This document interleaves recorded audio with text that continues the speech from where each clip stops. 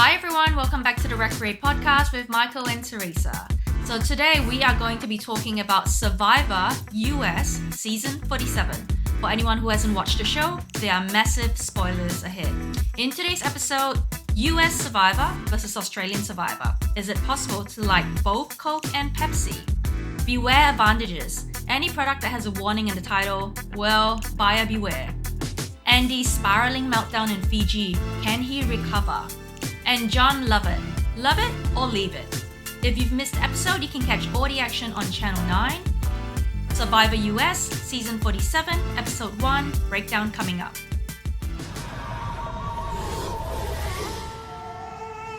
Okay, welcome back guys. It's been a while, we've taken a little bit of a break since Hunted and Survivor. I'm really excited about this. I have a confession, well, for both of us, we're not massive Survivor fans.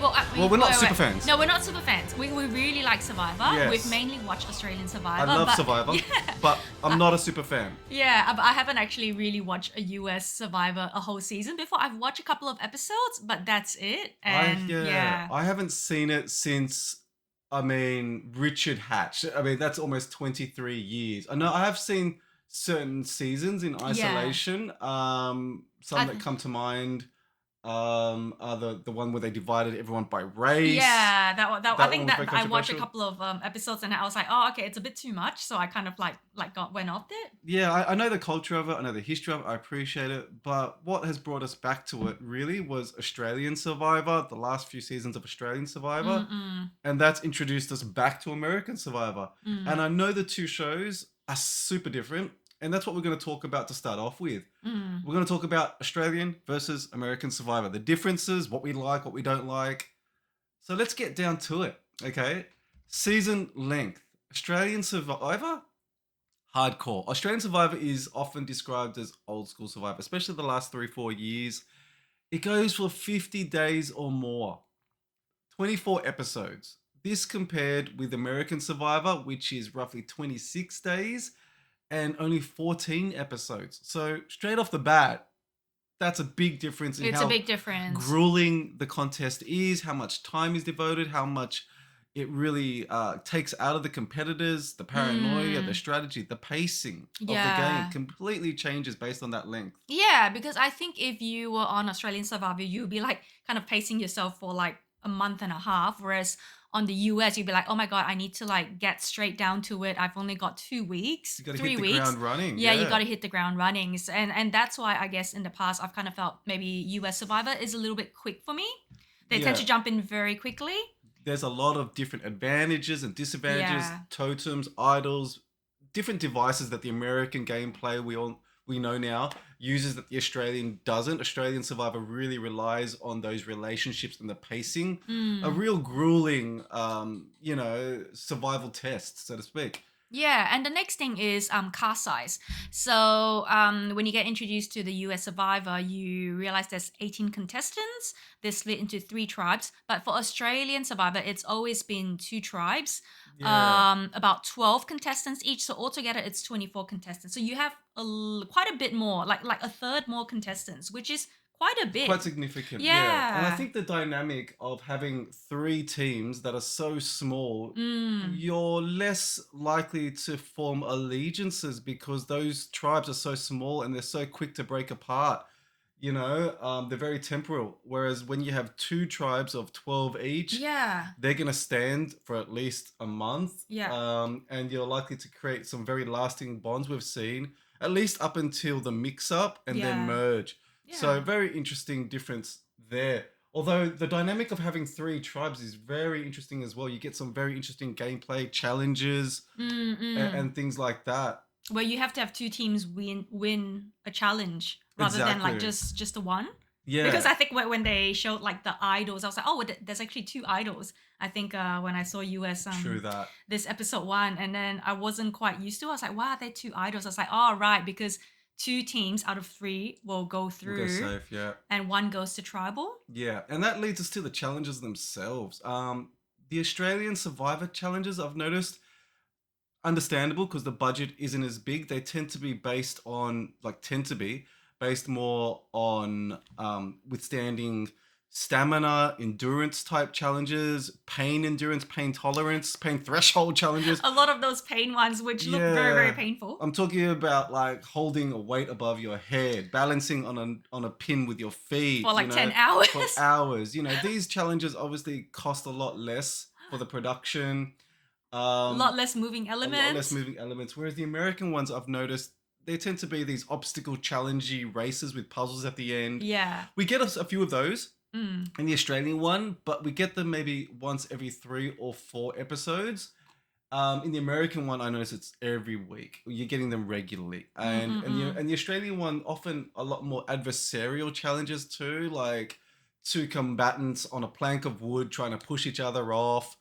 Those type of things that really work with the 2-team format. These things don't work with the 3-team format as well. So big differences in the challenges. I have to say I like the scale and the scope of the American ones. I think they offer more variety as to the different types of bodies and people that can win it. I find the Australian ones really, it comes down to either endurance or brute force. Yeah. I think so too. And that goes on to our next point, which is pacing. So because you have more episodes in the Australian season, the pacing tends to be slower. It allows more time for character development, tribe dynamics, and strategy discussions. Whereas I feel like maybe with American Survivor, like pretty much on the first episode, you just get going to it. People... They don't even get to know each other. They just start talking strategy straight away. As we see, some players just hit the beach and we need to work together. Who should we get out? And I'm like a little bit taken aback because I'm like, wait, hold on. Like, it's like getting married before you even went on a date. Yeah. No foreplay. Production style, kind of similar. I have to say Australian Survivor, it's upped its production quality, production value a lot in the past few years since changing productions companies.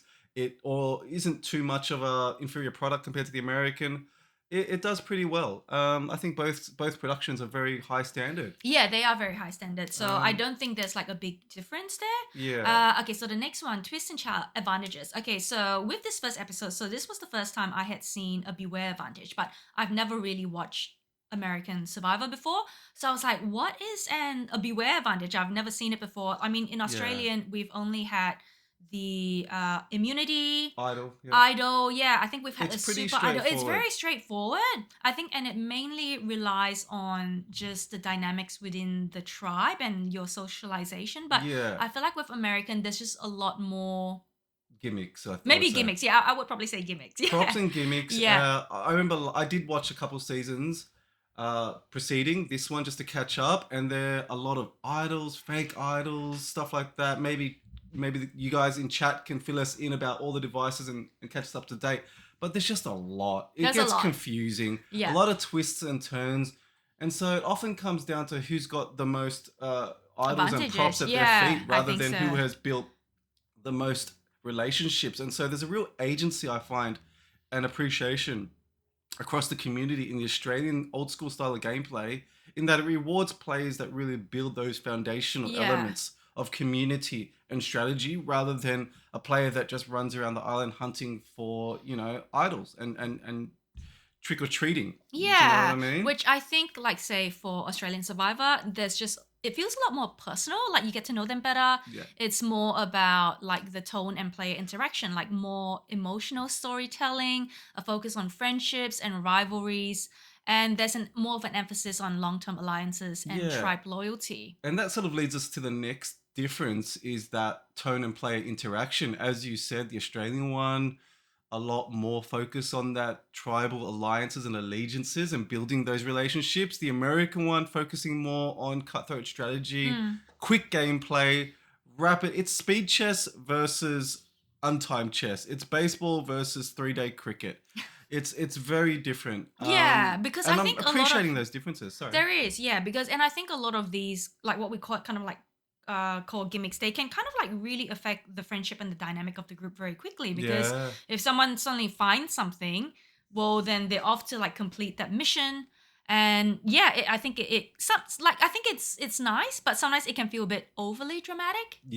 The next difference between the two shows that we found: prize money. That's a big thing. In American Survivor, you take home a cool meal.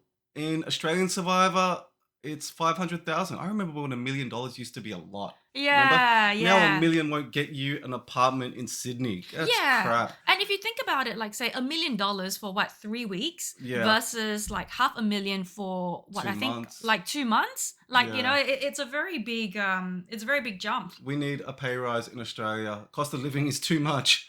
The next difference is the audience reception. I think this sort of repeats what we were saying before, but it behooves getting into. The Australian Survivor is a bit more character driven. It focuses more on the players over a longer season because we're invested with them. We stay with them for longer. And the American Survivor is just rapid. It's quick. You are more into the drama, the quick paced interactions, and the quick flow. And the final difference between the two shows. Yeah, so the hosts themselves, so Jeff Frost versus JLP. Well, that's our nickname for Jonathan LaPaglia. Two very handsome, rugged gentlemen. I can't choose between them yet. It's old school versus new school. I love JLP. I think he's a great host. Yeah, but like, we're used to JLP. Like, he's But- very chill. Whereas I think Jeff seems a little bit more, get in there, very very quick, very driven, I think. Yeah, well, Jeff Probst is also an executive producer on the show, so he wears a few hats. Yeah. And he has done so for 24 years now. He's still running the show, which is incredible. And JLP, he's a part-time actor. This is his side gig, so a difference in dynamics there, but we love them both. Yeah, we love them both, and I like it how he kind of like teases the contestants. Yeah, he's a bit cheeky. Yeah, he's a bit cheeky, and I think he really brings that that fun comedic element to the Australian version. Yeah. Well, anyway, so that's our take on Australian versus US. I know which one I prefer, but I'm hoping Keeping to be an surprised. open-minded. Yeah, keeping an open mind. But I would love to hear what you guys think about the US versus Australia. Which one you guys prefer and why? Let us know. Yeah, and so back to the show, and we touched down on Fiji Island, 18 contestants, 3 tribes, and we're quickly orientated to the 3 team names, Lavo, Tuku, and Gata, which I found out were blue, yellow, red, translate to spider, rat, and snake. Okay, so Tuku means spider, and that's the blue team. The red tribe, that's Lavo, so their symbol is the rat, and you can see when during the introduction when they first land on the island, their bags, they've got red, but they've also got the symbol of the rat on it. And the yellow tribe, that's Gata, that is the snake tribe. Yeah, not the most flattering of animals to be associated with. Is this a kind of rock scissors paper type situation where a snake eats a rat, and then a rat eats a spider, and then a spider eats a snake? Is that what they're trying to do? I'm serious. Is it? Maybe, yeah. I mean, you could think about it that way, yeah. It's kind of weird. Yeah, it's maybe a little bit similar to the Chinese zodiac, except for the spider part. But yeah, interesting. Interesting choice of not the animals. most flattering animals, but maybe they just chose things native to Fiji. Well, maybe all the other animals got chosen already from previous seasons. Yeah, spiders, rat, and snakes. Interesting. And so they get divvied up into 3 teams. Yeah. Probst goes into a bit of a spiel about community. I don't know if he normally does this, but this is interesting. How he talks about the need to build a community and at the same time undermine it with trying to, remove players around you, which is always the great contradiction of Survivor that I enjoy. Yeah. And trying to make friends while getting rid of them. Yeah, and I think that's one of the reasons why all of us love Survivor. I mean, it's this great big social experiment, and I think, one of the contestants, John Lovett, he has a great definition of it.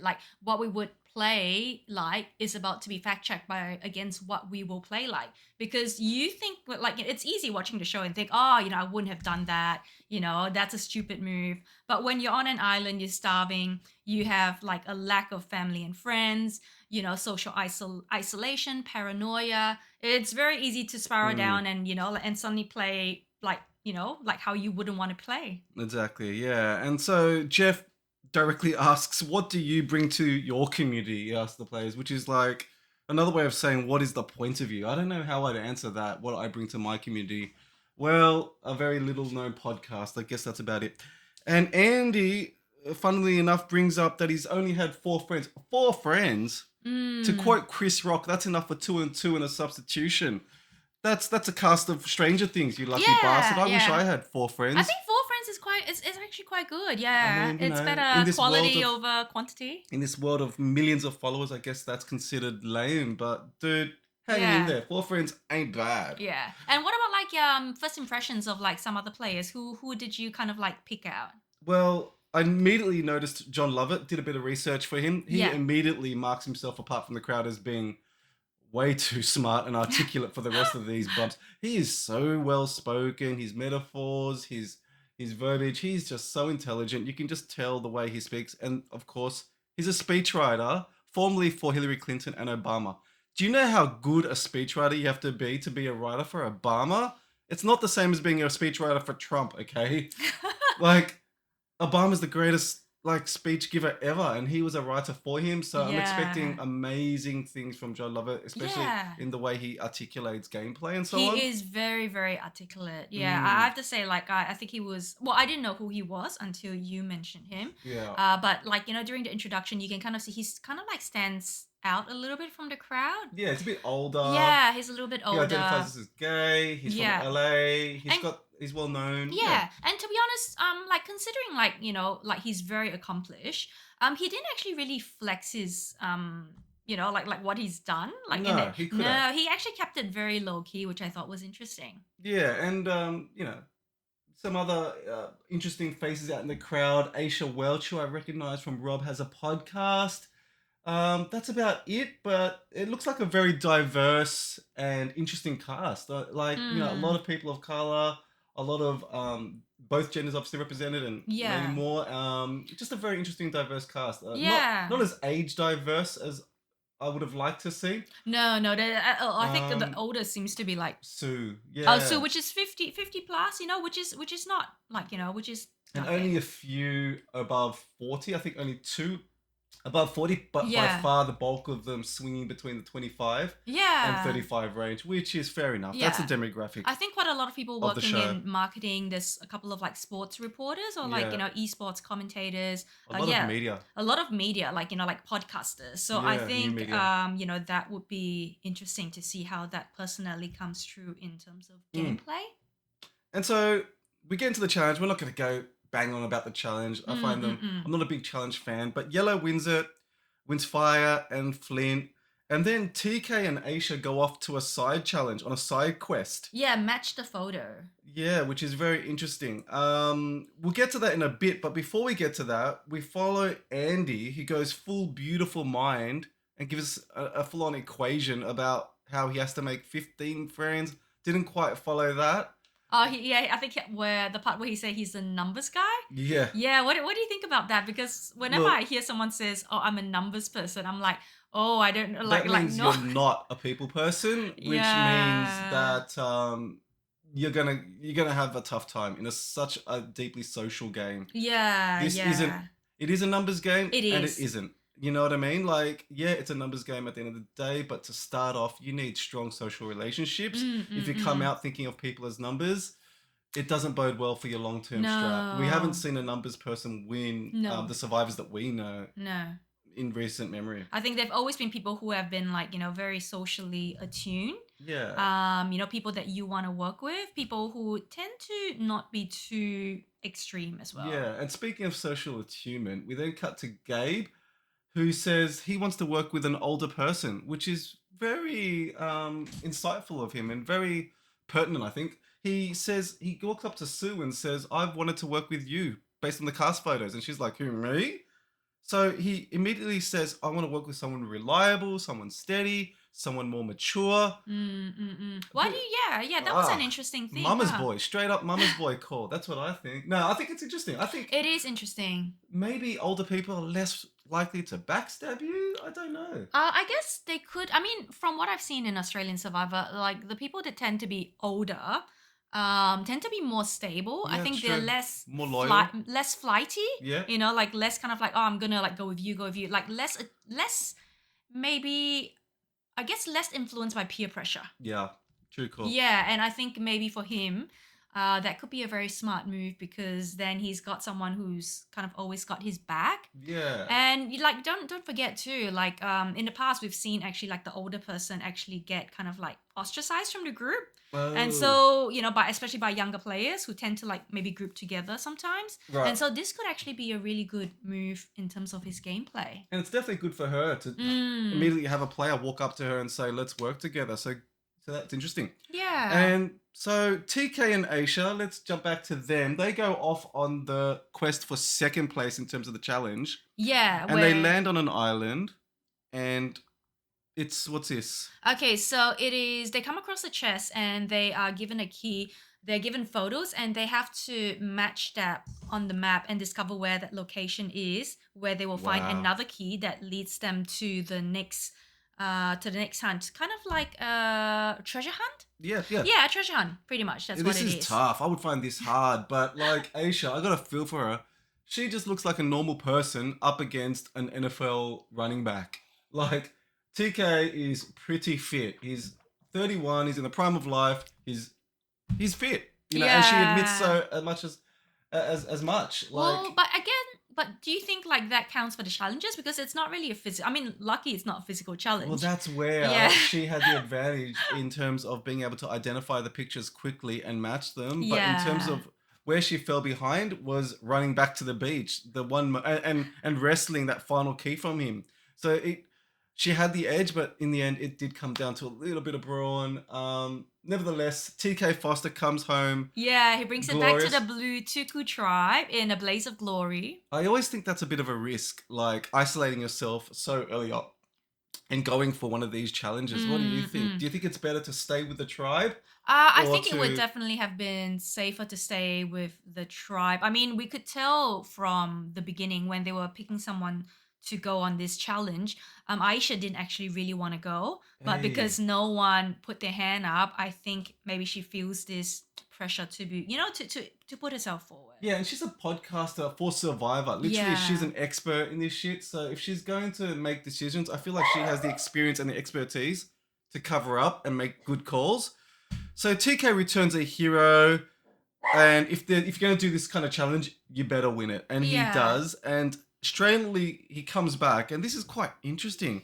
As soon as he re-enters this Tuku tribe with Gabe and Kyle, the atmosphere of the tribe, as Carolyn says, becomes broy, and she's just like, "I know what's happening here. It's a bromance."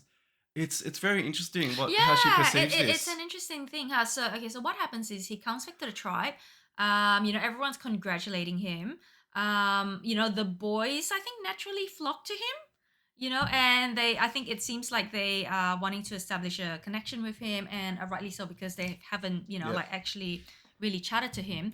But yeah, with Caroline, I've noticed this in other seasons of Australian Survivor as well. Is when guys start to like group together, like I notice like women sometimes they'll be like, oh, all the guys are like starting to form these groups, and women can sometimes feel threatened Yeah, it's by that especially dynamic. yeah, you often see that. Not even with gender, but typically with muscle grouping together Mm, tends mm, to mm, be a mm, mm, threat mm. to not the weaker players, but the more intellectually minded players. Yeah. I've noticed when muscle connects, that seems to be a threat, but I don't think it needs to be because the numbers, your vote is as valid as the next person's vote, muscle or not. But it's an interesting perception on Yeah. Carolyn's part that Yeah. the introduction of one so called alpha male immediately creates a hierarchy, Mm, if you mm, mm, will, mm, where there mm. wasn't one before. Yeah. Perhaps before it was more of a commune, then it becomes a sports team, right? Yeah, yeah, where And they there's a go from, hierarchy and people feel like at the top or at the bottom. And if yeah, you're at the bottom, you kind of naturally feel, well, threatened. for sure. You go Yeah. from being a leader to being a cheerleader, which you Yeah. don't want to do. But the irony of it is, I don't think she's actually right. She's seeing a bromance, but she's not, and she's seeing TK, high five Gabe, and fist bump Kyle. But these Gabe and Kyle are kind of, they're not real bros. You know what I mean? Like, he's a sports guy, TK, and they're bringing up lakes they like to fish in, trying to relate to him, and how they both live in the same state. Yeah, it's. I'm sure Caroline can find other ways to connect to them that are to him and them that are much deeper than the way they're superficially trying to connect, just because they share a state and a penis. You know what I mean? Like, I just think the bromance thing, it's over perceived on her Yeah, part, fair enough. and she's getting a bit Yeah. over Well, to be honest, perceptive. and I think if I was Caroline, I think I probably would just see the surface thing where it's like, oh, three boys bonding together. But like, hey, I'm a girl, you're a guy. Yeah, You true. actually take note of like what they were talking I don't about think they were and you good at notice the connecting. nuances. Whereas Yeah. I'm like, oh, I'm kind of seeing more of like the surface thing. Yeah, right. You're seeing the fist bumps. I'm seeing Yeah. that the bumps are not connecting. Yeah. Okay. And then we get to beware advantage, and Gabe finds a chest, which then leads to a vine, which leads to TK walking in on him, yanking on his own vine. Nothing like being walked in on when you're yanking your own vine. Yeah. So okay, and this okay, so with just a introduction to the beware advantage because this wasn't something that I knew about before. Um if you take it, it's yours, but you must do what it says. So you can't just like take a beware advantage and decide, oh hey, like halfway through the mission, you're gonna Yeah. stop because you actually don't have a vote. So you have to complete the mission in order to have your vote reinstated. Yeah. And like what it is a buyer beware, Yeah. like advantage. You really have to be very careful. Yeah, it's like an online subscription. Once you commit, you're fucked. So we won't go into exactly what it is because I think most viewers know what it is. But yeah, it's a bit of a new gameplay element that we're not used Yeah, to. we're not used to it. So yeah, but Gabe decides not to tell TK and instead tells Sue, which Well, yeah, which goes to show, like what you said is true. Like the bromance actually isn't really a bromance. exactly. It's actually maybe an opposite of a romance. And I think this backfires badly because TK detects it, and yeah, he had an opportunity here to bring TK into his confidence, but Yeah. instead brings up paranoia and distrust. And Sue now is an extra element that knows it, that didn't need to know it. And I don't know how reliable Sue is in terms of her confidence either. I feel as though, well, it's yet to be perceived, right? How trustworthy anyone is. But I do Yeah. feel like she is connecting with Caroline, which could be a vulnerability to Gabe's game.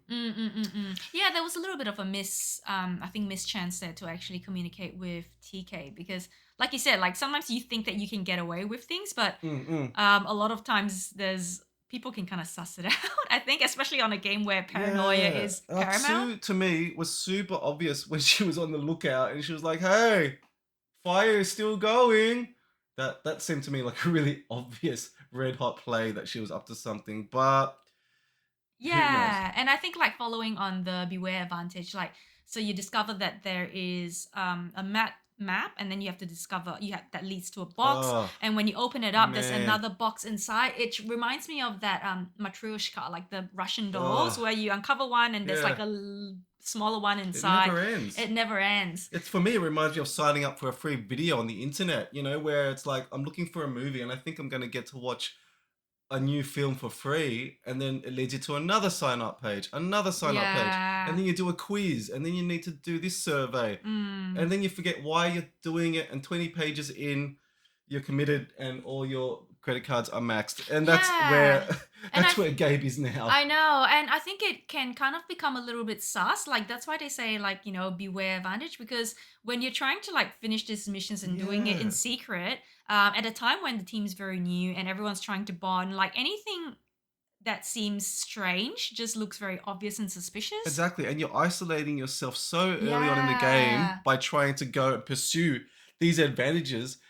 It's who knows? Okay, so if you're on Survivor and there's a buyer advantage, would you go for it? No, because I think it's a self-defeating, self-fulfilling prophecy, right? Like you're looking for the advantage, and then once all the work that it takes to get it, the isolation from the tribe, you actually end up needing it. Yeah. When you didn't need it. When you didn't need it. So you create, in a way, your own enemy. You create your own downfall. Like Voldemort creating Harry Potter? Yeah, exactly. You're creating a good call. And like, but had you stayed with your tribe, gotten to know them, help build a fire, help build the shelter, you didn't need that beware advantage that only lasts one for now. Yeah, only lasts one tribal. because so it makes you think that I can use it for like 5 tribal councils, which is great. But the truth is, you probably need it at that very first one. So there's not even a point to go for those extra those extra immunity. Yeah, and so we see Andy and Gabe and Rome being the two guys chasing this Yes. advantage. And Rome reminds me of the from Ice Age, that nutcracker character. What's his name? Escape? Scrap? I think- Scrap? Yeah. He is so frantic and manic and excitable and twitchy, right? He's like he can't sit still. Yeah, he's just scrambling. He's Like really scrambling, I think. He's looking over his shoulder, he's I twitching, he's know. like, oh man, he's like And anytime I think he's one of his teammates say hi, he just runs off in the Yeah. other direction, And so we which see looks him really suspicious. chasing up the clues. Yes. And we see half his body literally hanging out of a well. Oh, these are some funny moments. Yeah, I was a bit worried that he was going to just drown. Like what if he can't get himself out of the well? Yeah, he goes for that idol. He ends up getting it. So does Gabe. So now we have both players on 2 of the 3 tribes with these beware advantages. So Well, what happens to them and whether it'll come into play or not, whether it's actually Yeah. worth the effort, we'll see. yeah, and now we cut to Andy, and Rachel and Andy form an immediate bond. Maybe it's the co-nerdy kind of thing, but poor Andy, he's starting to spiral at night. Yeah. And this is a beautifully cut scene, man. You see him, anytime you have a person talking internal thoughts and you intercut it with him with a machete, beautiful cutting.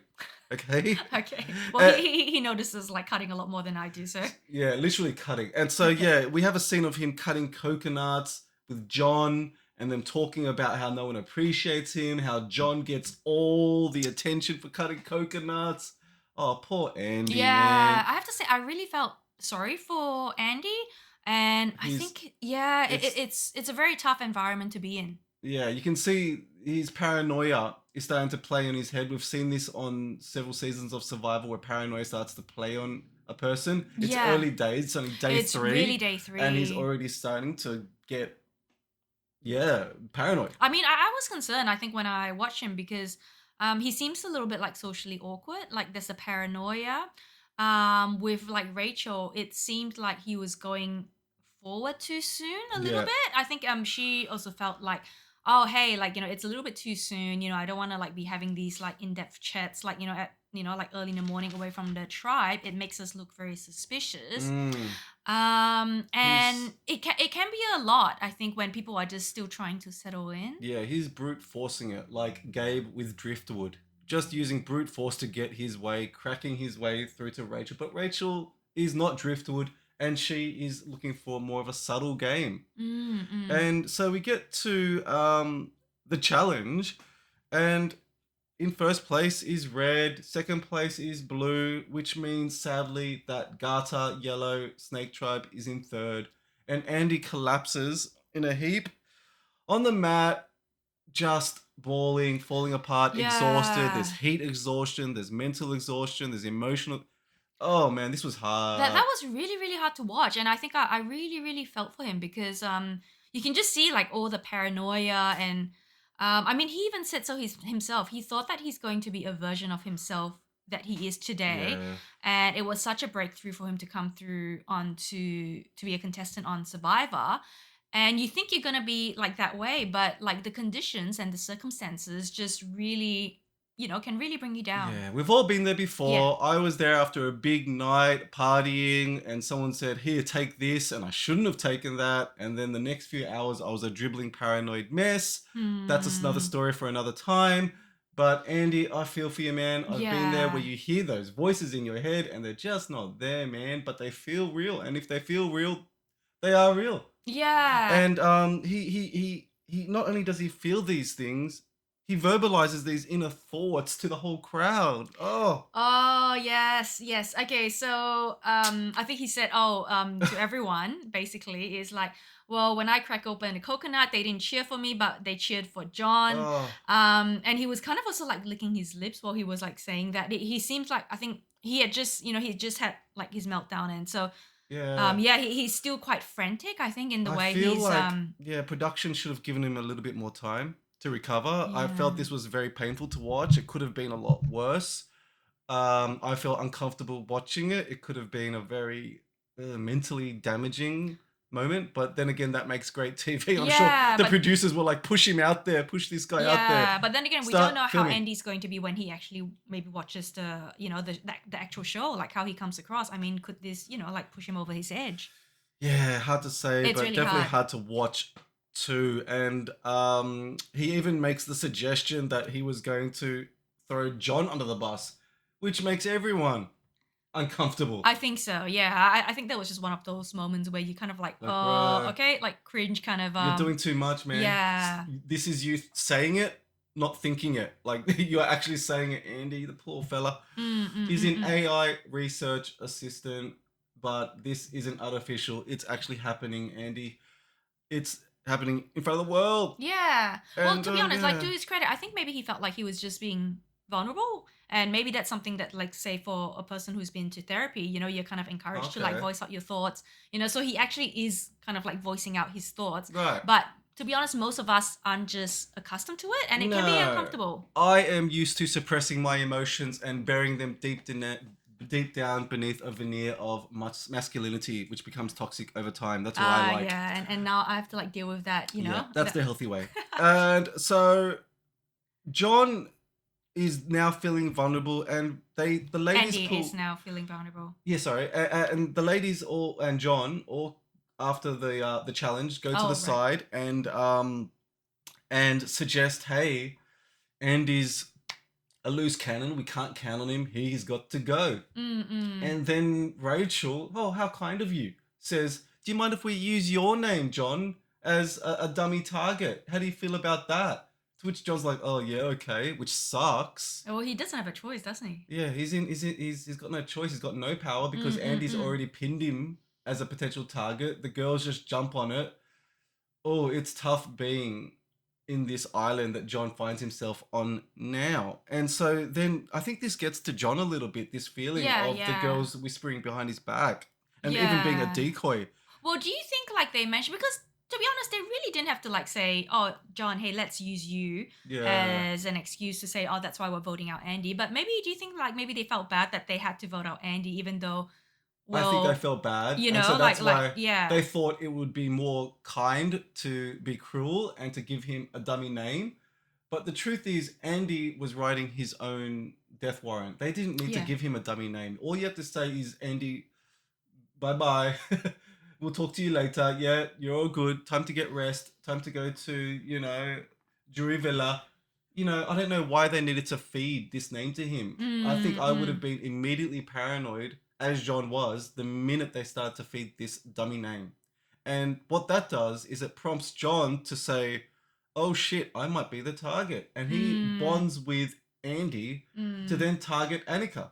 Yeah. I was wondering why, like, to be honest, because I was thinking, oh, if he had just kind of like sat still and just gone with the crowd, he might not actually have been voted out. Okay, I think that's the safe play, which we'll get to. But instead, what he does is he runs to Sam, and instead of suggesting a play to him, he sort of imposes a play, which he'd been so subtle, so delicate, so articulate to this point, and instead of approaching Sam with a, hey, what do you feel about this? Giving him agency, he says, hey, look, it's either Andy, me, or Annika. We need you to come with us and vote for Annika. Which Sam, as the alpha hetero of the tribe with 3 queens following him, is never going to be down for, right? It's like a macho sports reporter guy. I'm sorry about, identity politics. You just can't tell a guy like that how to vote. Yeah. And I think he definitely divulges that to the girls. Definitely. He ran straight to his little girls and said, hey, I get to be a king and you get to be my queens. Let's get rid of these queens. And poor John is now vulnerable, I feel. Yeah, I think so. And it's a shame, I think, because I think, to be honest, I would have actually loved to see John. I would have loved to see John. John is awesome. He's so well spoken. I really enjoyed his gameplay and the way he describes gameplay. And as you said, he only had to ride it out. But then we get to Jury Villa. Tribal Council. I'm sorry, mixing up my terms. And it's a unanimous vote. Yeah. for John. Yeah, for John. Yeah, unfortunately, I think. Which I think it didn't need to be, but yeah. So I think the mistake in his gameplay was divulging to Sam the way he have two things. Okay. Firstly, he could have sat still with Andy and let Andy go Yeah. and just let him go off in the distance waving. He did Mm-mm-mm-mm-mm. not need to put himself into that drama. If the drama isn't about you, don't make it about you, my dad used to say. Meaning, if there's a fight going on, don't intercede into that fight. Because he then will get hit. Yeah. And he gets that. And then mistake number 2, he goes to Sam as an ally rather than maybe Rachel or Sierra. And he pushes an agenda that Sam really isn't down for. Yeah, that's true. Well, to be honest, I think even if he went to Rachel or Sierra, I don't think they would have voted with him anyway because they seem to be quite chummy with Annika. So I think, to be honest, it's just so early. It's like day 3. You haven't really formed that close relationship yet. Yeah. And trying to impose your vote against the group is just going to make you a target. John, so well spoken, but didn't know when to shut up. Yeah. Had he just shut up? Oh, yeah. Well, yeah. Well, do you think he might have painted a target on himself in the very beginning? Because he is a little bit different from the group. I mean, he's a bit older. He's already very accomplished. And we know like how when you have someone who is already very accomplished in their field, I mean, you're like, well, they don't need to win this $1 million. They are already, they're already fine. Yeah, and they immediately clocked him when he started to describe where he lives and a podcast. He's like, yeah, I'm in LA, and they're like, West Ho. If you don't know, West Hollywood is where all the wealthy gay people in America live. So they immediately clocked him as being a wealthy and gay, successful individual in Hollywood. Yeah, LA is big. It could have been anywhere in LA. And then they also clock him for having a successful podcast. And he's immediately like, your podcast is pretty big, right? He's like, yeah, we do okay. Yeah, so maybe... They do great. Yeah. Okay? They do great. Shout out to Pod Bless America, 1.5 million subscribers. Wow. Okay, that's very, very impressive. Yeah, so maybe, to be honest, I think he had already kind of like set himself apart. And we've seen in previous seasons, even in Australia, like normally people who are like quite well-to-do or like who've made a name for themselves, they tend to very early get voted out in the game anyway. So maybe that's also like part of the gameplay. Yeah, you have to hide your background if you come from that background. And he even says, like, one glorious, perfect episode. That's all I need. Burn bright and fast. And so it was. Yeah, it was. Like James Dean. He was gone fast and quick, but very memorable. Yeah, he was really memorable. I would have loved to see more of John, but maybe he'll turn up in like other game shows or other seasons. Who knows? Yeah, I think he definitely is so memorable in terms of like the way he expresses himself. It's very rare that you come across an individual that speaks that well. And I'm sure that's why Obama signed him to do what he does. And so that pretty much wraps up the first episode of season 47. What do we think? Yeah, I think so far, to be honest, it's actually been a really good episode. I'm actually surprised. I have to say what really made it for me was actually Andy. And I know it's sad that he had that meltdown, but I just felt like it just brought so much more of an interpersonal story to the show, which I really like. I mean, don't get me wrong, I like the strategy, I like, the gameplay, but sometimes, like, in the end, you really want to have, kind of a connection. A human connection. And to come back from where he came from, I did not think he was going to recover. I thought it was game over. He thought it was game over. He was lying on the beach. He was crying. He was sweating. He was mumbling nonsense. And yet he didn't get eliminated. I wonder how his gameplay will move on going forward. Well, what do you think it's going to be like? Okay, let's just say, like, we haven't watched episode 2 yet. Oh, I don't know. I think he may double down and go extra manic, to be honest. I think everyone from the other tribes, Lavo, Tuka, when they see him on the mat at the next challenge, is going to be surprised that he's still there. Yeah, Andy. They're going to be shocked. And I think Andy, he's gonna sink his claws in. I think now that he's safe and that he got rid of John, he could be dangerous. Watch out for this guy. He's very smart. He's very strong at challenges. Like I think people are underestimating him, thinking he's a bit of a loose cannon. But you can't control loose cannons, so beware that guy. Well, how long do you think he'll stay in the game? Like, do you think he'll be someone that's going to be voted out early or like later? What do you think? He will make merge. I think beware the Joker. I think he's so unpredictable. that he's liable to work with anyone. He will survive. He knows gameplay. I think they have just let the wolf in among the chickens. Okay. I think it's dangerous. Okay. I actually think the opposite. I actually think he might maybe go in the next couple of episodes if Gato goes to tribal. Just because I feel like maybe his teammates, they already think he's a loose cannon, and maybe they feel like they're gonna have to like look after him a little bit, like, you know, kind of like baby him. Yeah. You know, and it's always going to be hard when you're playing with someone who is a little bit maybe unstable, because kind of like, I guess their neurosis will always kind of get them in the end. Yeah. Better the devil you know than the devil you don't. And I'd work with him over, say, Annika. So we'll see. It's very interesting though, but looking forward to episode 2. Thank you for joining us. Yeah, guys. So we're so thankful that you guys joined us. This is a wrap up. Thank you for listening to the show. This is the Recreate podcast by Michael and Teresa, and you can find us on Recreate on TikTok and Instagram. That's WRECK.CREATE, where you can watch highlight videos of what we've talked about. If you like what you hear, be sure to like and subscribe to our pod. It really helps us a big deal, and we are extremely grateful for any support you give. We'll be back shortly with episode 2. Stay tuned. See you guys.